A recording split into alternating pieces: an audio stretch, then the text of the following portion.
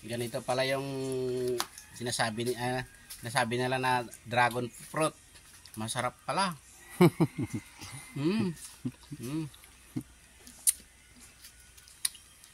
Yun nung nandito ako, pakita mo. Yan. Yung tinanim ko nung pumunta ako ng abroad, bumalik ako, may kakainin na ako. Video may taisan, salibungan na, i-focus mo. Oh. Yan.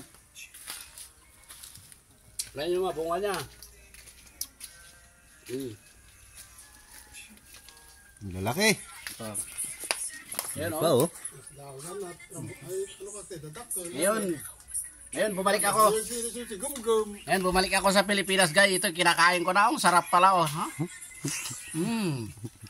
Sarap. Napakasarap pala.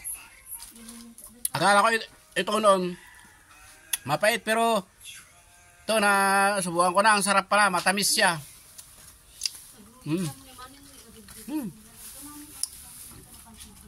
Sarap. Parang dragon fruit, guys. Kaya natikman ko na.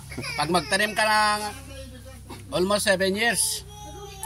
Ngayon, kinakain ko na. Ito na, oh. Sarap. Diba? Diba kan? Sarap.